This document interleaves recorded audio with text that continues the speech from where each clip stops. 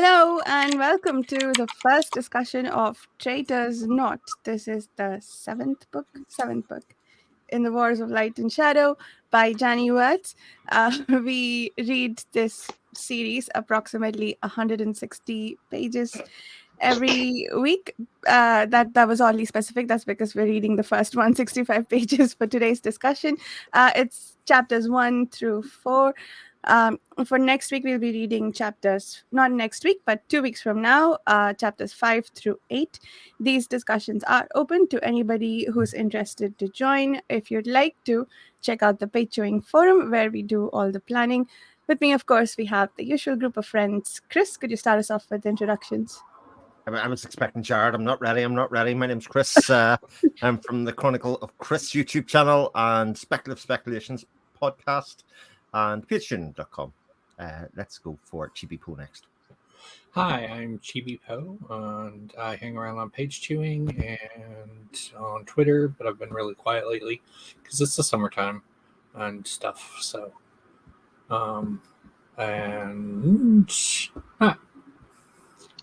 Hi guys, I'm Matt, also known as Miggins, and I run the Hobbit Hole Books Twitter account and lurk on the Patreon forums and come hang out with these guys every 2 weeks.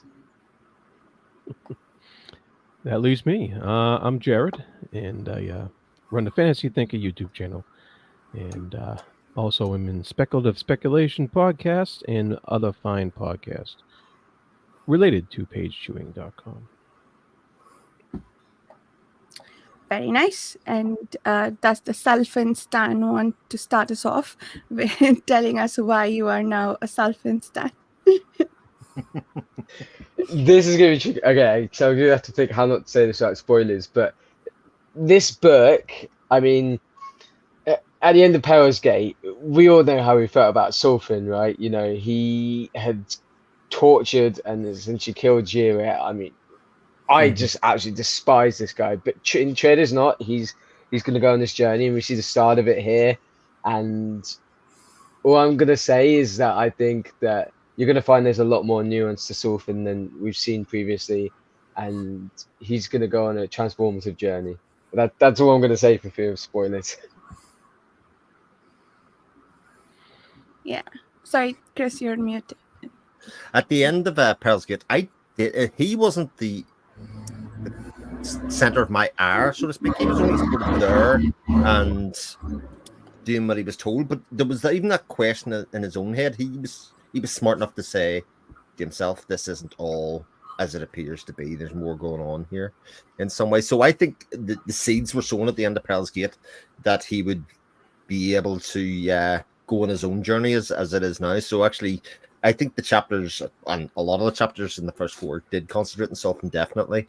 They were like fascinating because here we have a character that's kind of standing on his own 2 feet. And even in the cases where he gets asked and told things, eventually he doesn't even answer them at that stage. It's still internal in his own head what he's thinking of going through, which I think makes it even more interesting for me, the reader.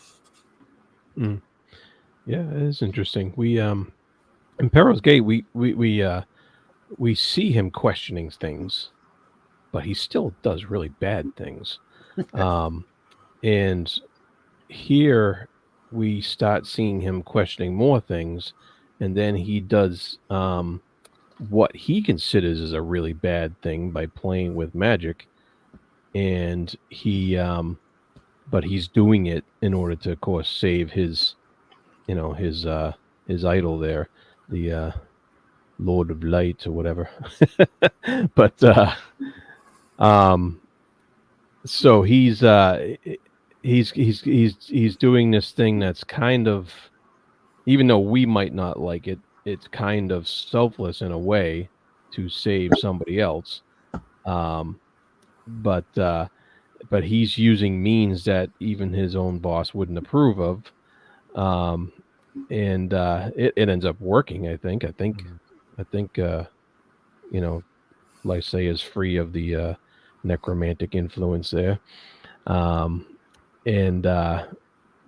So that's an awesome character building moments there that Sulfin went through, and so we're already starting to see that kind of character building that Matt was hinting at is, and there's more to come, I'm assuming.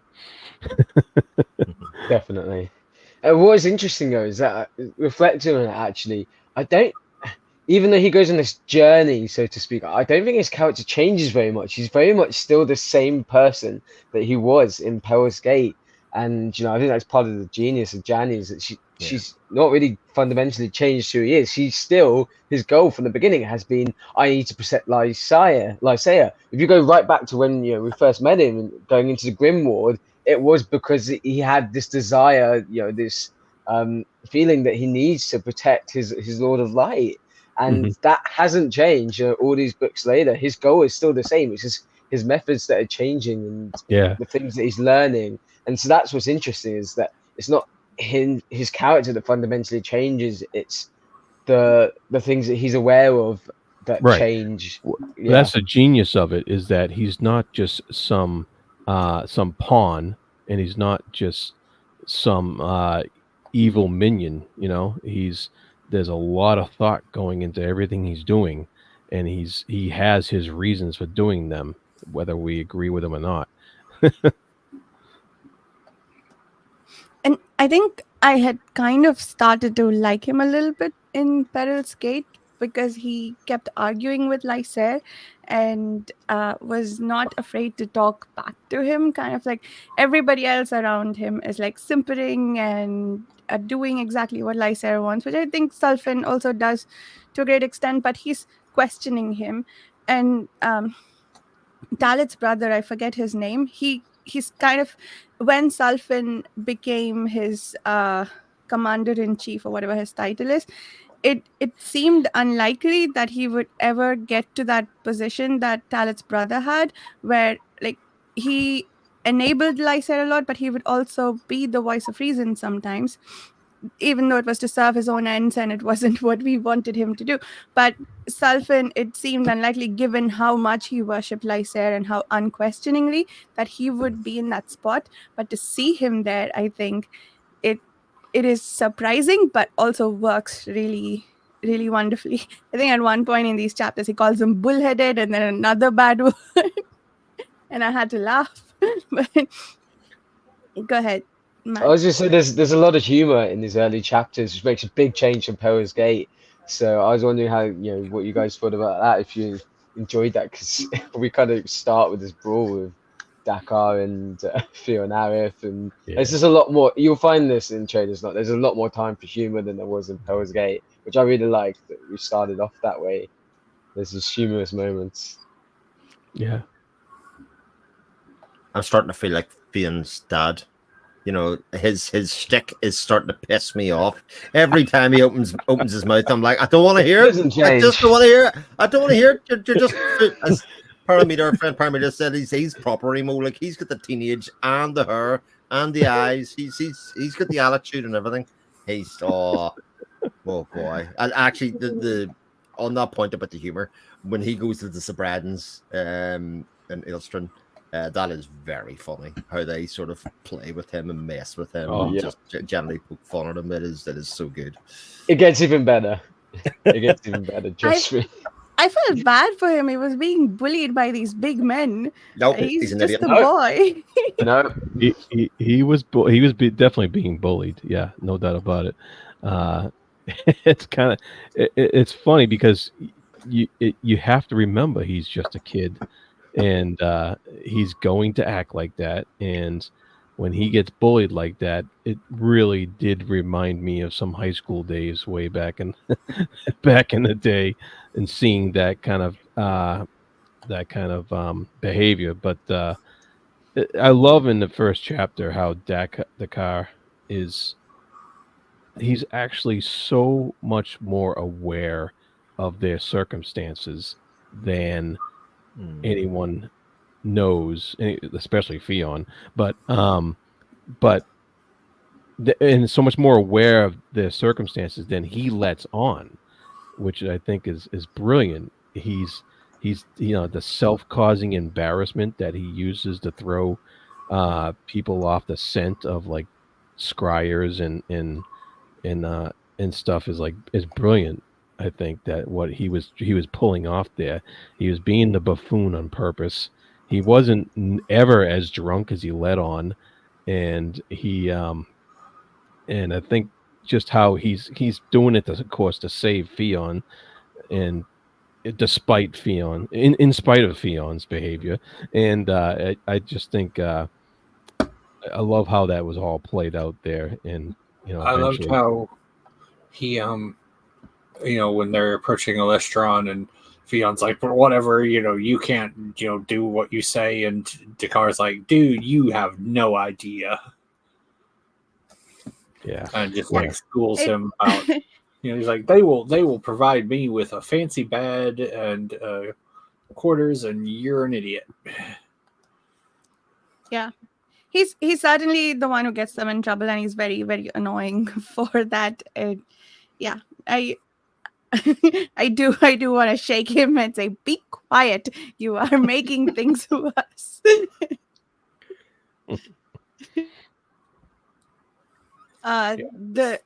Sorry, go ahead. Go ahead. Oh, yeah, I was just gonna switch gears to when Luhane showed up and set the ward on them. Yeah, much begrudging help there from Luhane.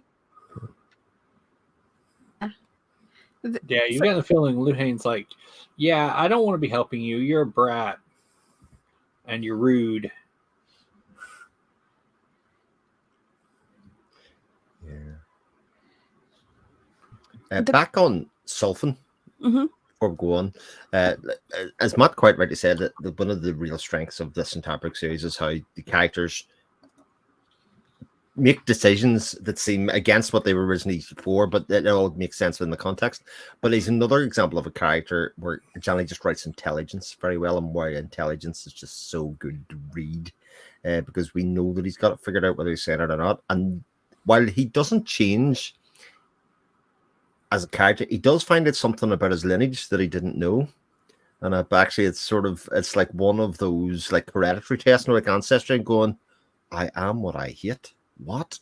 That kind of feeling, and then it sort of puts him on, I think puts him on another path, looking at people in a different way, which I think is another interesting slant on the story.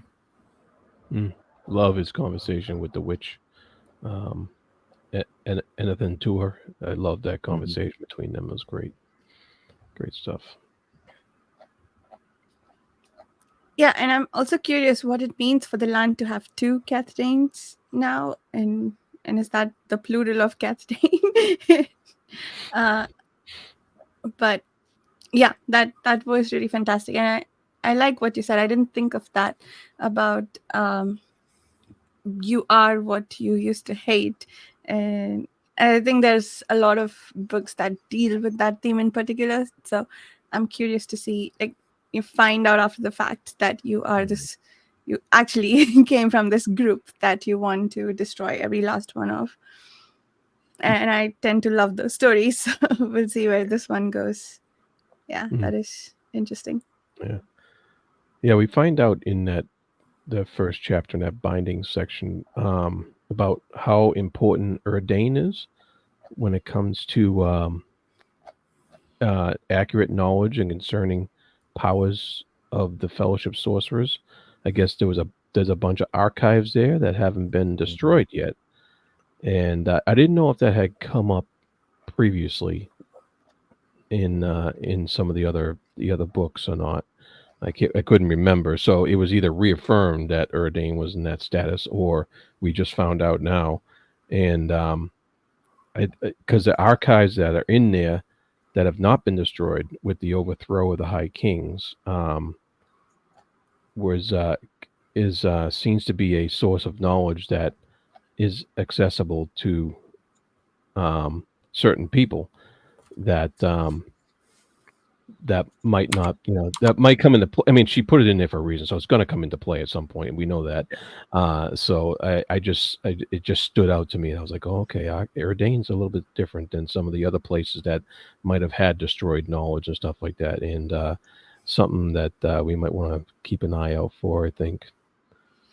And it's not just that. Again, that was introduced, and the fact that Davian and Sethvir basically reaffirmed the idea that most of the knowledge that is accessible for anybody is either in Keywar or in Altair or in Ardain. Like those are the three spots. Like that. So it wasn't just shown in one place. It was like, oh, you could learn a lot by reading those couple of books over there. You know what, as Zarathon does. Like he's using this as a way to solidify his knowledge and to build his knowledge about certain things, while also kind of throwing out the idea, oh, do you know what? There's another Fellowship sorcerer that we've lost. You know, he's I don't know where he is.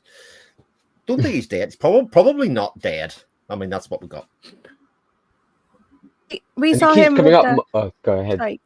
I was saying in Curse, we saw that he was being kept by a unicorn in one of the news items. There was a Fellowship sorcerer who was being Yes. protected by a unicorn. I don't know if it was protection or if the unicorn had him captive somehow, but What a turn that would be for you, Portia, if the unicorns were evil. Wouldn't that be amazing, Portia? Head would just pop out right off. it would. I'm already a little bit cynical about the unicorns because we have this whole vision where they apparently kick Arathon and kill him. I don't know.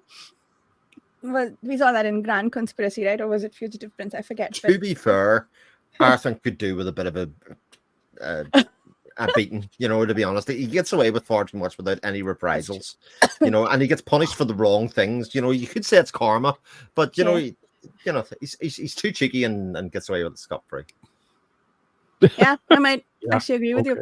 I'm a bit of an Arathon stan, but He can be a bit of a troll sometimes, can't he? He loves to be playful. I love that side of Arathon, his theatrical side. Yeah. Killer is the lost. Oh my god! Just like the 5 sentences we got about him, I'm like, I want to know him more. He sounds like a nice mix of Sethvir and Asandir, and I don't know. I feel like I like this Fellowship sorcerer. And he keeps coming up recently. Like, there's definitely a reason. Like, Janny keeps on bringing him up the last couple of books. I think since Peril's Gate, I've definitely noticed it. Because I've completely forgotten his existence. Like, I forgot he was missing. And then it was brought up in Peril's Gate again in Traitor's Knot. And it's like, I wonder why you keep bringing this up. Wink, wink. We're gonna see him come back. He's with the unicorn. With Portia's people. I'm okay with that. I mean, I probably had a reason then. I was gonna say I could definitely do a Wars of Light and Shadow My Little Pony crossover. Like that's definitely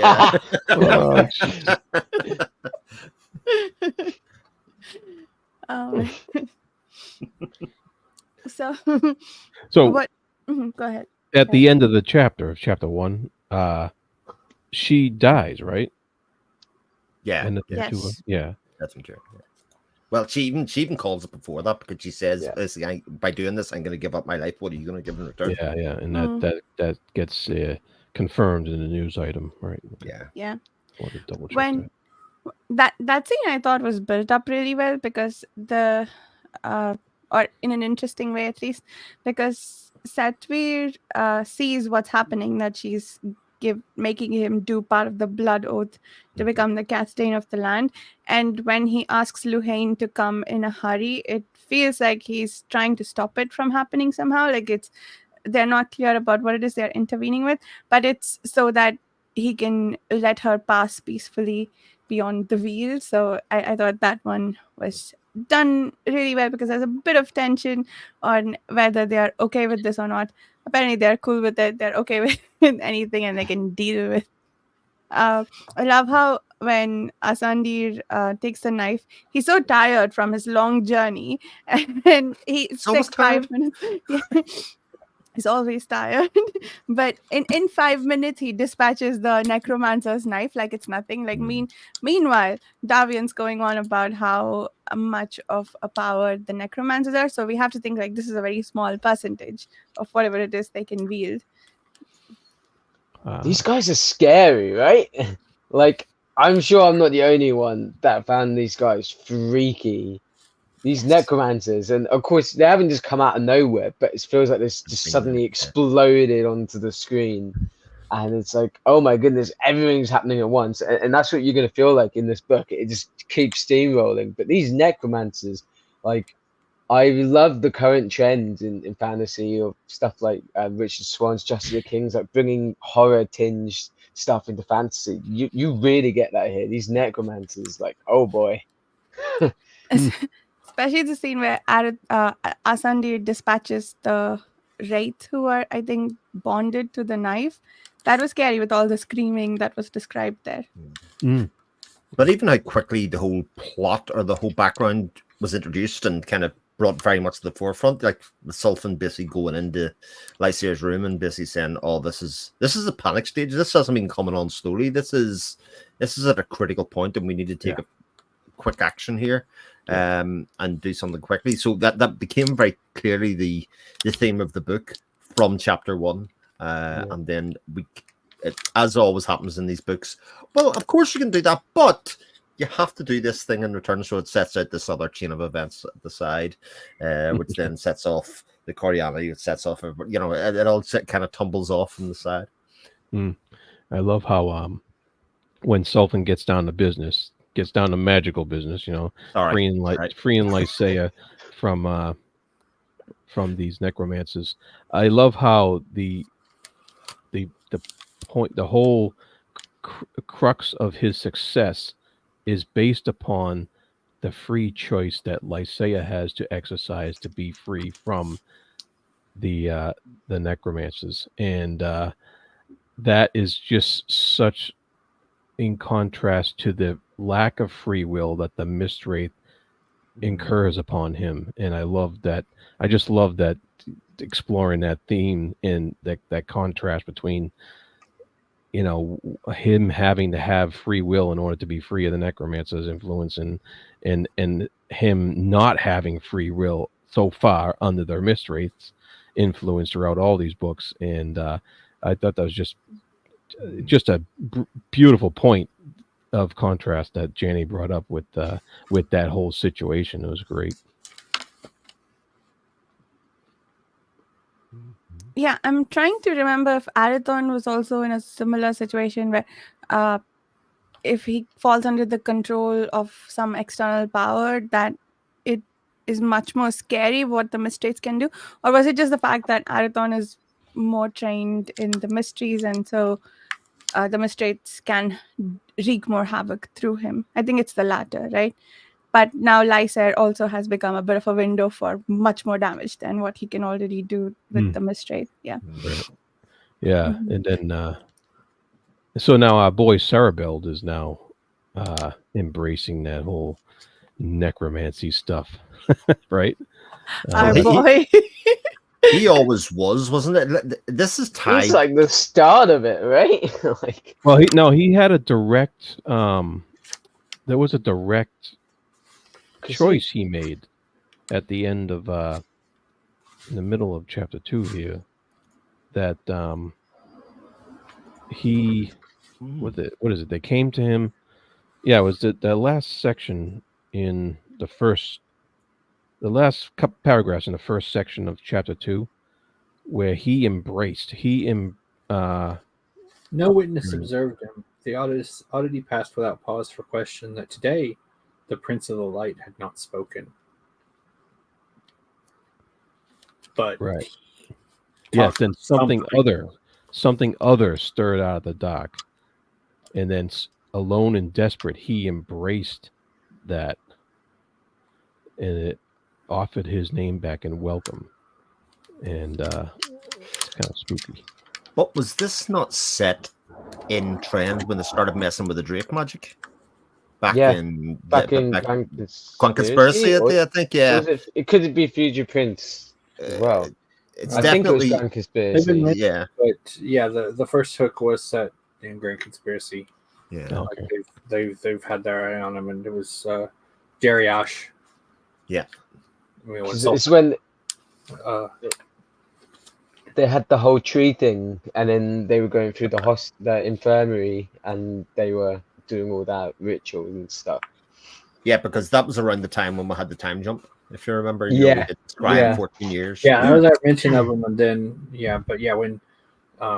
when Moriel set off her bomb basically in Grand Conspiracy, and all the craziness was happening. That was while the Fellowship was distracted. That was when they snatched their moment to put the first snare on Lysair.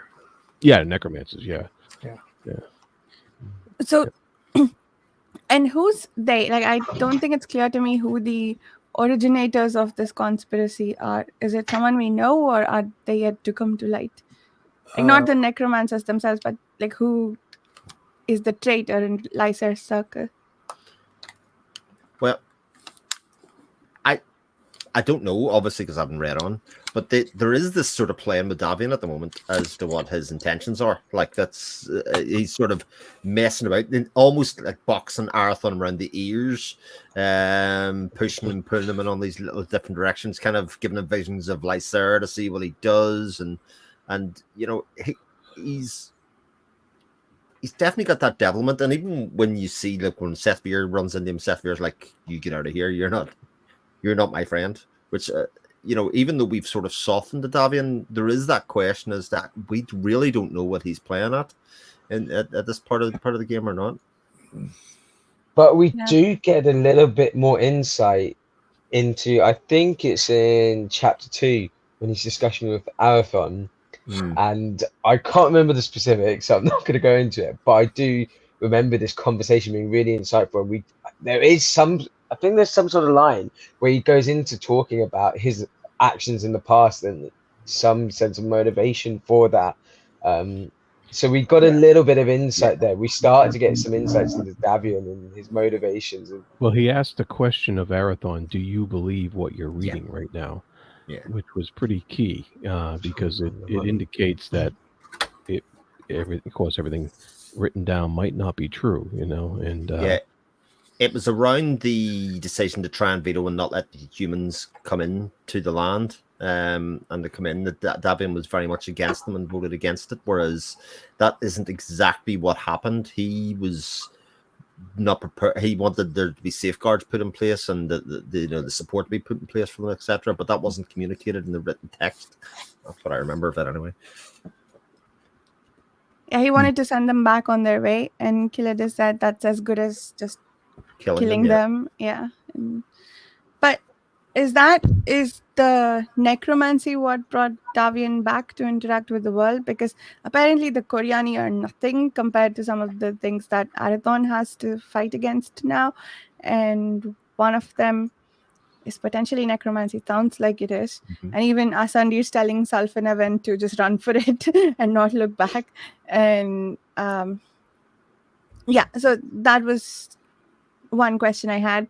And the other bit was he wants Arathon to help save humanity on Athera. Is that what he wants for Arathon? Did I get that right from that conversation they had?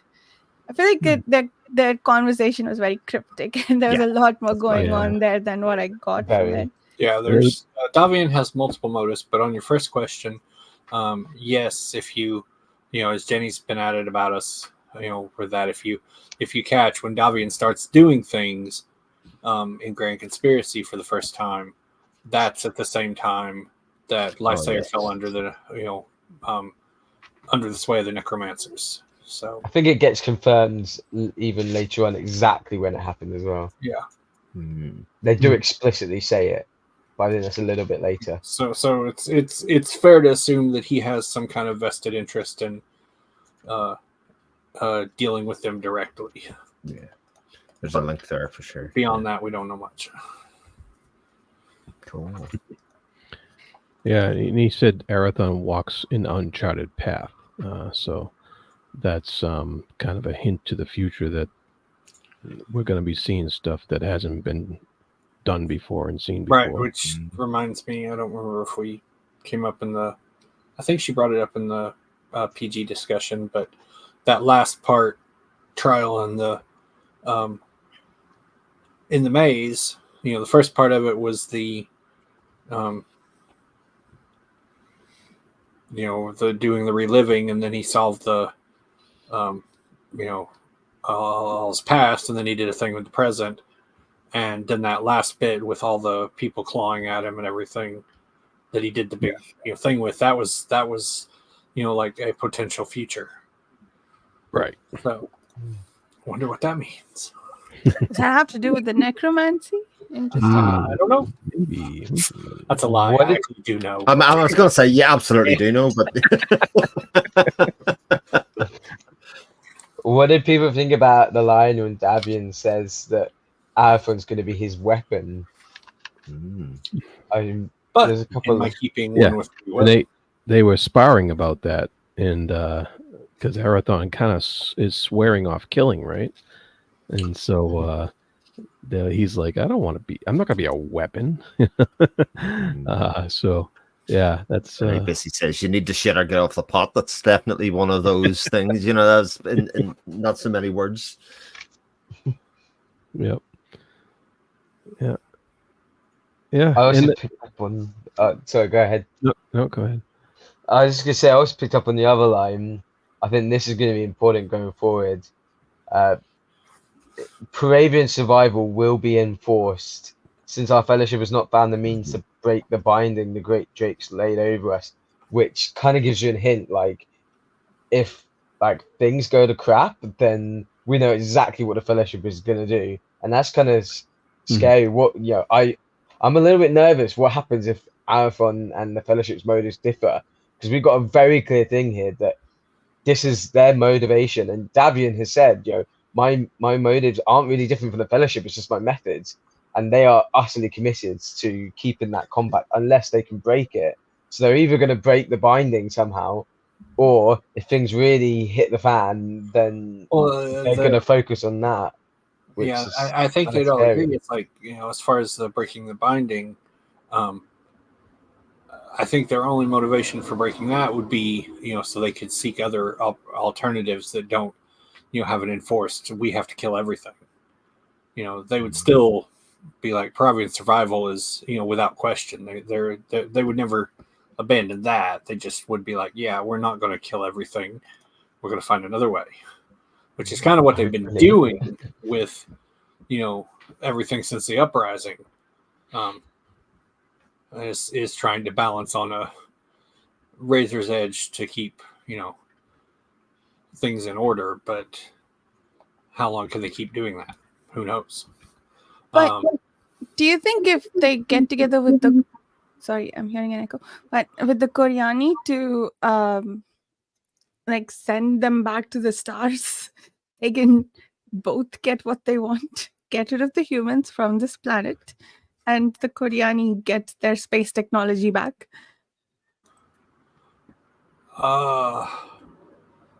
My impression has been, since we mentioned what they've done with the people who were sent beyond Southgate, is that they developing the means to create like a vessel or whatnot for the people to just hop onto and leave would require so much infrastructure and everything that it would mess with the planet, which is something they can't do. Because they've anybody who pursues certain technologies that are prescribed is either we erase your memory or you get sent beyond Southgate, which, well, they couldn't send people beyond Southgate right now, but you get the idea. So I don't think that building a ship or whatever is something that they can do currently, at least not on Etheria. But at the heart of it, Parabians and humans can't coexist together anyway, because if humans sees Parabian, they can't cope. So something's got to give. You know what I mean? There's got to be something between the two agendas that does. And this, you stay there and we'll stay here, and then we'll be all right. Which that was what they've been doing with the compact, and then they had the talented people as a buffer. But humans, I want my caravan path to go through here. I don't care about this other thing. It's just a horses with fancy horses with horns. I don't care about that. Kind of idea. And like from what she's described of the planet, Ethera's, weather patterns are a bit more extreme, especially in coastal areas. So, a lot of coastal areas are where the humans were, and that wasn't the greatest. It's like, oh, look, a storm just came through and smashed everything. It's kind of because like with Erethan's, shipyard back in ships, they're like storms come through and like just smash everything, and we go hide out in cellars and whatnot. Like Florida. Yes, he built his shipyard in Florida. Sold. Did anyone, see the bits? I think it was in the first 4 where Erethan and Davian were talking about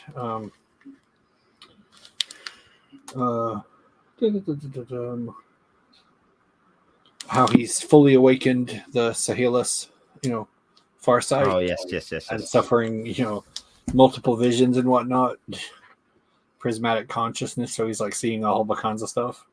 Yeah, I was like, that was interesting. Yeah, it was. But I sort of get that as not a side effect, but like a consequence or something of him kind of expanding his and relearning and refining.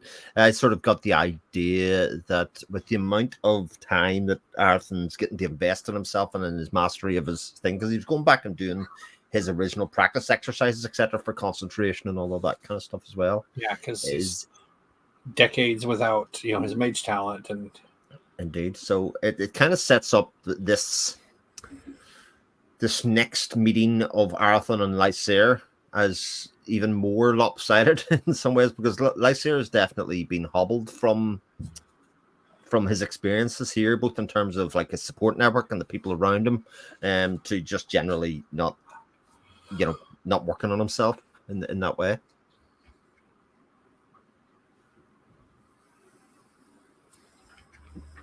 And I do wonder how much of the necromancy left him more crippled than before, or if he's back to his normal self, which is still not very learned, I guess. Not Team Lysair, Varsha. Yeah. Well, well, he in end of chapter 2, he finally finds out like the truth about his wife, and Warbooks later. Well, yeah, right. It's been a while,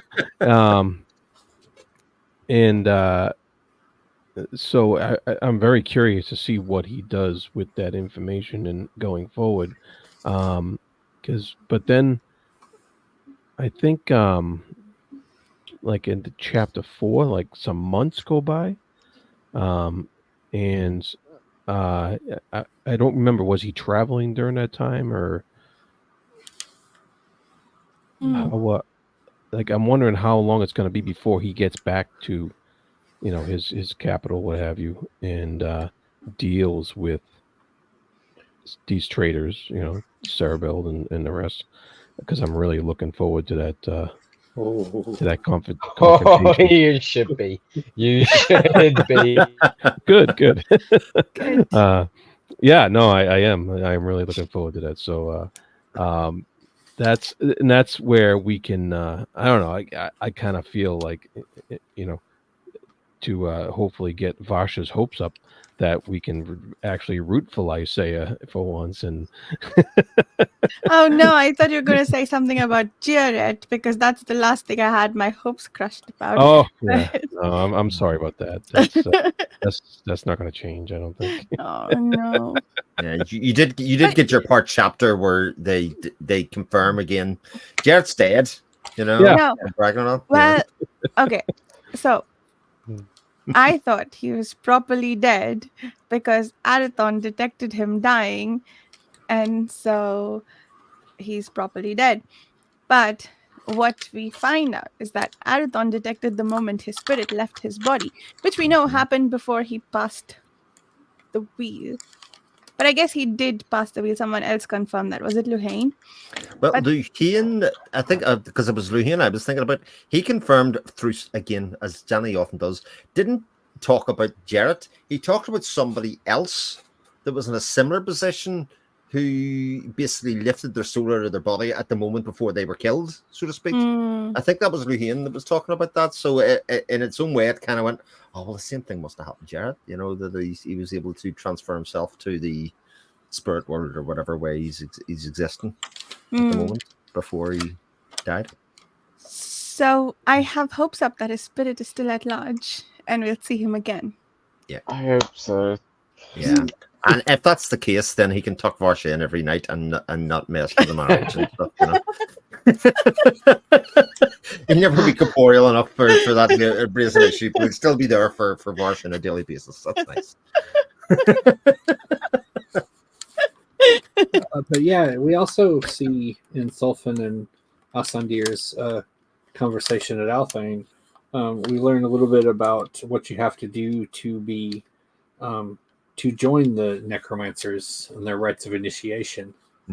Because of what Sultan's like, my grandmother said you guys do this, and Asandir's like, we do not. Yeah, it's not really nice to accuse us of something that the cults of necromancers do. But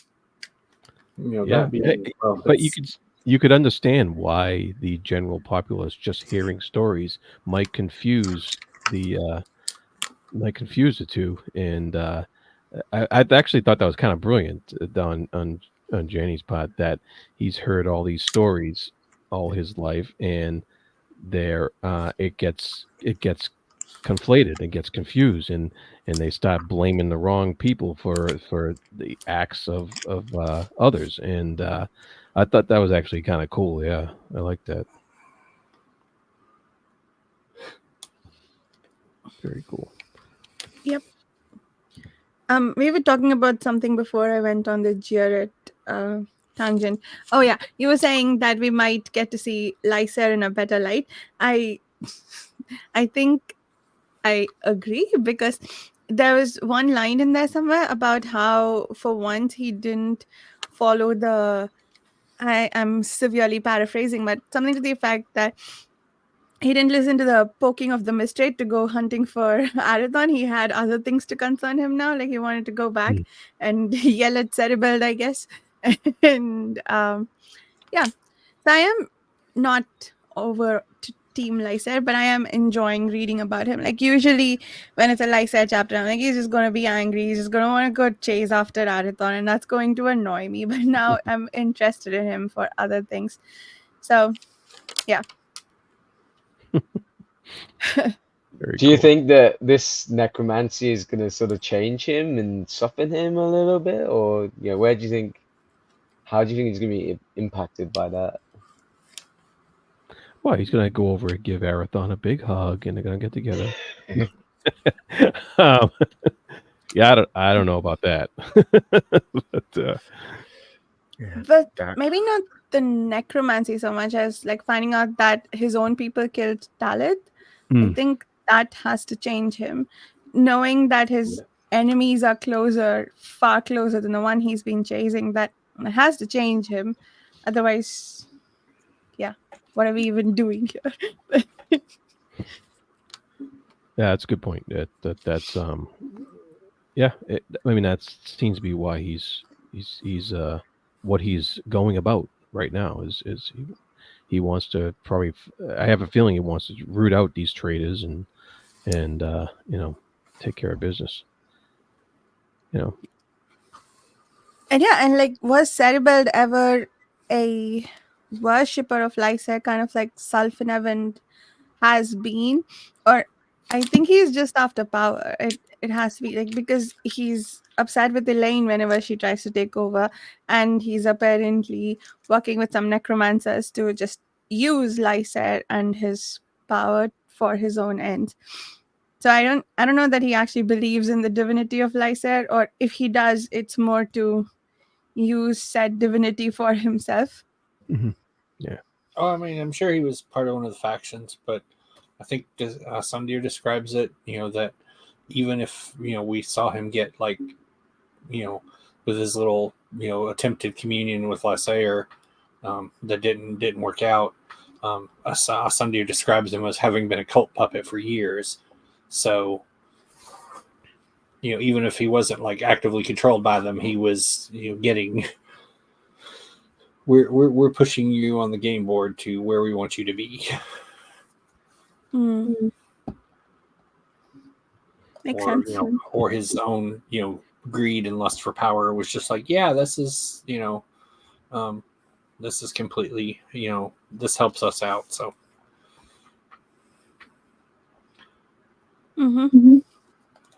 Yeah. And not to change the subject, but how bad do you feel for Bragan when he returns to the clans and he has to bring this news, which is bad, and then he finds out other bad news, and all this stuff. We kind of, the reader, already knew, but he did not, and that whole situation with speaking of Jarrett, the news about him and what he had to bring to the clans and stuff like that. I thought that was that section was called Last Homecoming. So I'm kind of wondering if that's it for Bragan. Is his storyline wrapped up, or are we going to see some more from him in the future? Well, we're going to have to see more from, isn't it, Jensa? As she's Jensa, her and Fionn would make a great pair at the moment. Jesus, they are a match made in heaven. With their bratish behavior on both sides, both could do with learning a bit about struggle and about what their parents went through for them. God damn them. Yes. So we'll have to return to Bragan because Bragan seems to be this source of knowledge there, if that makes sense. Yeah. And Aridon has to swear his blood oath with Jensa. That'll be fun, right? When that interaction happens. Yes. Yes.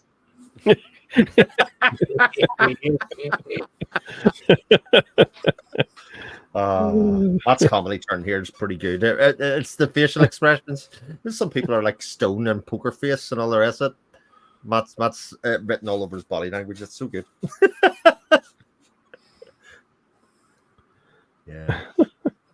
Poor Bragan. He had to cut off his hair. He didn't even get to tell the cool story of why he cut off his braid. About the kind of, I thought this is one of those campfire stories. Tell his Uncle Bragan about the time you had to cut off your clan braid and about how you went behind enemy lines and, managed to survive. You get none of that. Yeah, I know. Huh? She's just got grief. Yeah. I sympathize with him. Let's see. Oh yes, and since we mentioned them briefly, we also got we got Marin being clever. Mm-hmm. What, throwing Fionn in the brig? Or his as he deserves. Start picking him apart because the other brothers were a little slow to catch up on it, but Marin had the word had been passed to him, and he's just like, yeah, he's like, I think Dakar's being clever. Someone needed a lesson. Yeah, I was just so hopeful that Grandma Sprabin was going to turn up and clip him in the ear and say, sonny boy, this is not how things are done. Because she seems to be the person that's best placed to do that, considering what she did to the guy in the boat last time. Yeah. That would be nice. Yeah. Man, yes. that kid is so dumb. I'm gonna kill Arathorn. That was something. He is a grasslander. That was so funny, that bit. Yeah, it was funny. I'm just like, oh no. Yeah, he says that, and they all just lunge at him, and even they're putting swords at Dakar, and Dakar's just sitting there, having his breakfast, completely unconcerned about this. Unbelievable. Yeah, no, he just casually spouts out, oh, he's under Arathorn's protection, by the way, I love how he was using Paravian to let people know that this guy thinks that they're actually fighting for the light. So yeah, that bit was funny, but I did not like the bullying. That's not going to help change his mind. It's just going to make him angrier. If nothing else, it's not serving purpose. I thought I prepared you better than this with my billion of you, Varsha. I thought this would have just started to resonate with you. You know, damn. You have to go into that medieval mindset there, Vasha. Yeah. Yeah. What about Phelan and Fiach in that thread, I guess? Oh yeah, they So happy to see him again. Mhm. they argued about the usual stuff between them. Yeah. Yeah. It's good. It and- was good to know actually that Tharic and their mother was still alive and doing Yeah. well. I was happy to see that actually. Yep. And that she's still angry about Arathon. Yeah. Doesn't And that trust she's a himself. match for Phelan in her anger. Whole show. Yeah. Yeah. It's And now they have kids of their own as well. Like we met them when they were kids, and now Yeah. they have kids of their own. It's you forget how many years this story How many years ago? by, covers. yeah. Mm. Yep.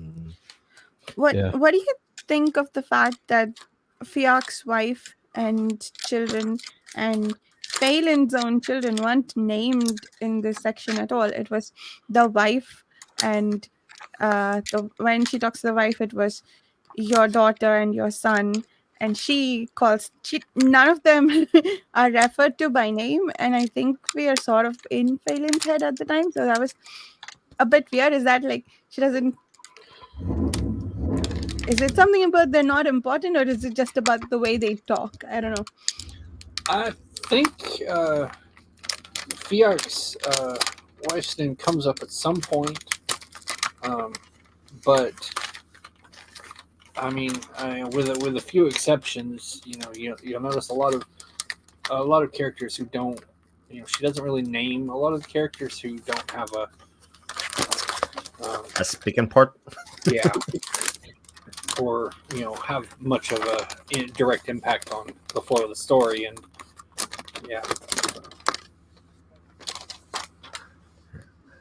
I have to admit, I'm a bit bored by the Fenn story and the Bjork story. There doesn't really seem to be a lot happening other than they're kind of like verbal sparring against each other. Yeah.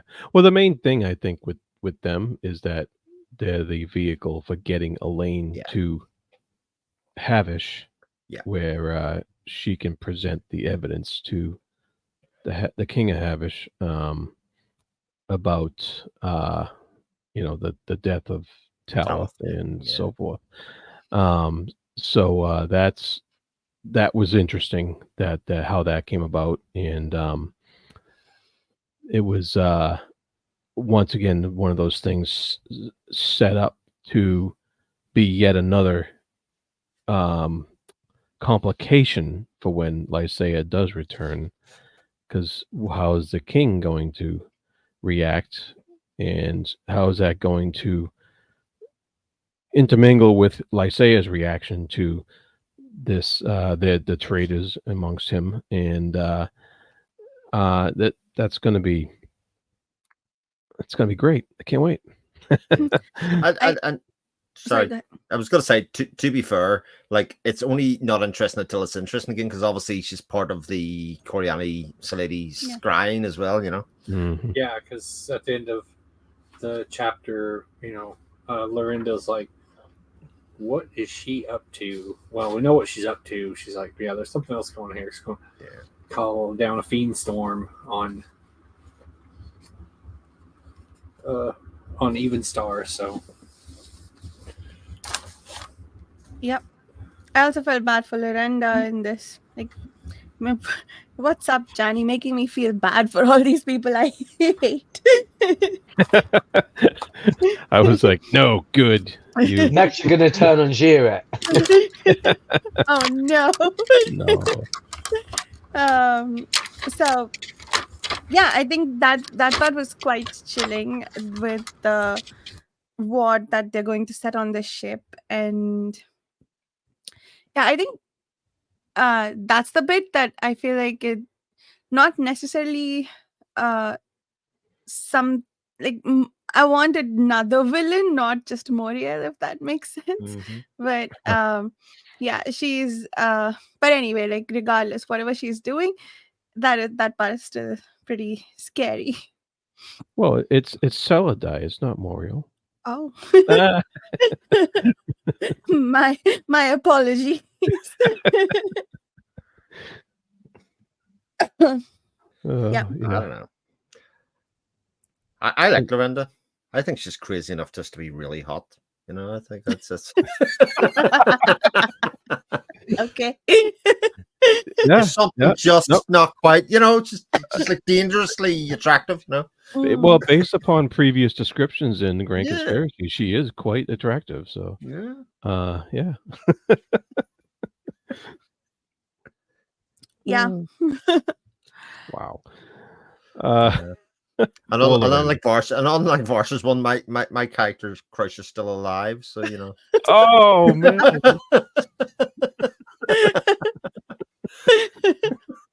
Well, mine just keep dying one by one. So Yeah.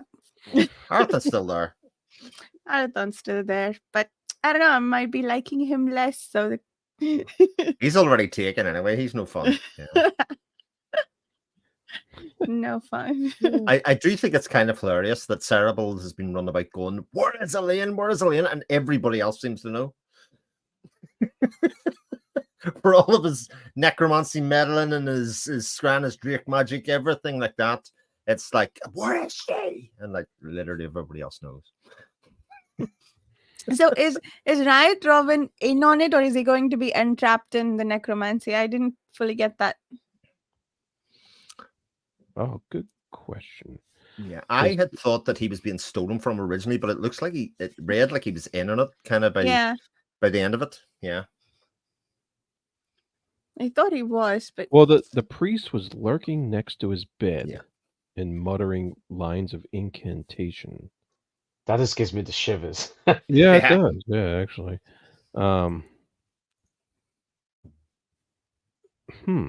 And then he switched and he was, you know, they talking about the fact that he's not stupid and, you know, he Arthur was basically talking about how clever he is and nothing gets past Riot without, you know, him knowing exactly what's going on. He's too smart to believe the rhetoric about him and the falsehoods about him, so there must be something else going on. Yep. That makes sense. And our friend Caradmon is not doing so well. No. He's not. Against those wraith incursions. He's trying to curb an invasion, but he's not getting any help. So that doesn't bode well. No. No. And there's no one to spare. There was a moment in a conversation between Arthon and Davian when he's like, yeah, the fellowship, Davian says the fellowship is stretched. They're not going to be able to help. I don't remember for what, maybe the necromancy bit. And Arathon's like, yeah, I'm not going to go into why you can't be the one to help. Let me move past that.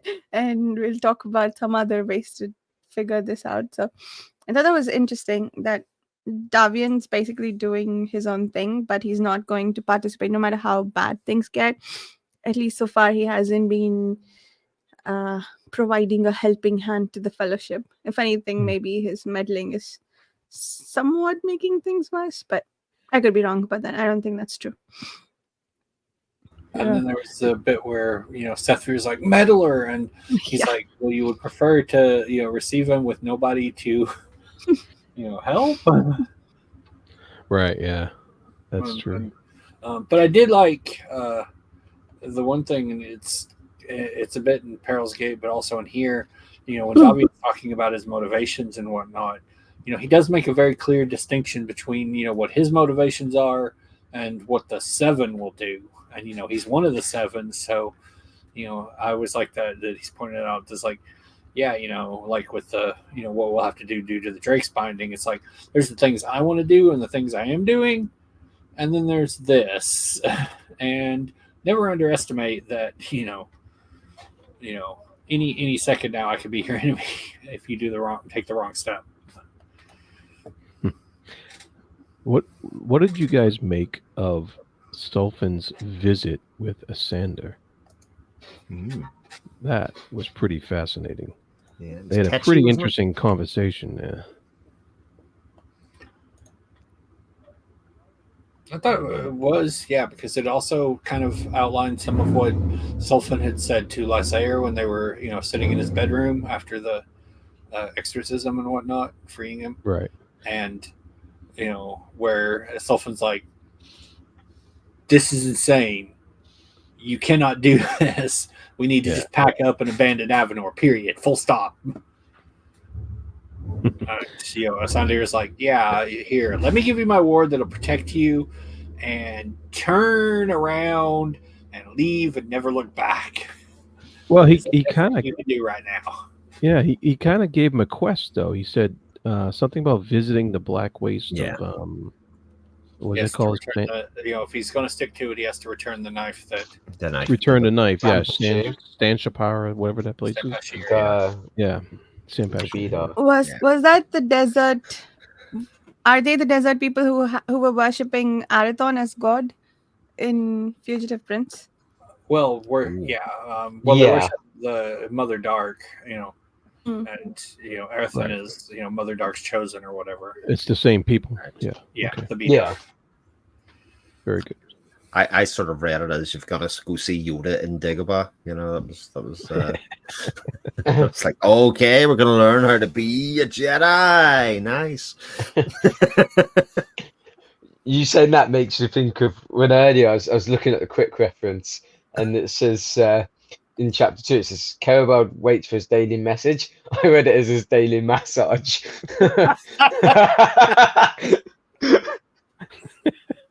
Different book. Yeah, the R-rated version. It's not as long. I thought it was interesting. Like, again, I think the conversation between Salfin and Asandir, one of the things that was interesting to me in that was Asandir says, what?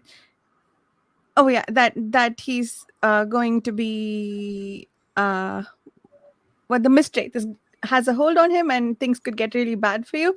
And Salfin Evan believes him because he can't get the image of Lysair burning his own army to death out of his Yeah. head.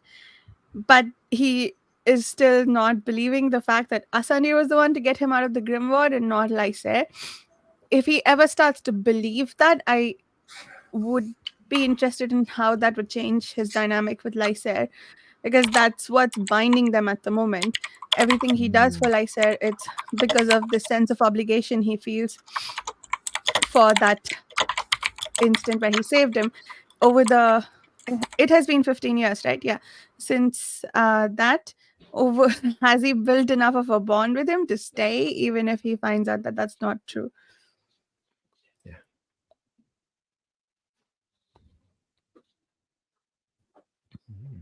Was there anything else that we skipped talking about? No, we just ended on a couple of very intriguing news items, and then Yes. and then more wraiths coming. So Yeah. There's always more race. there's always Always. There's always more race. ravening horde. When Black- everything else is chilling, there are more rates.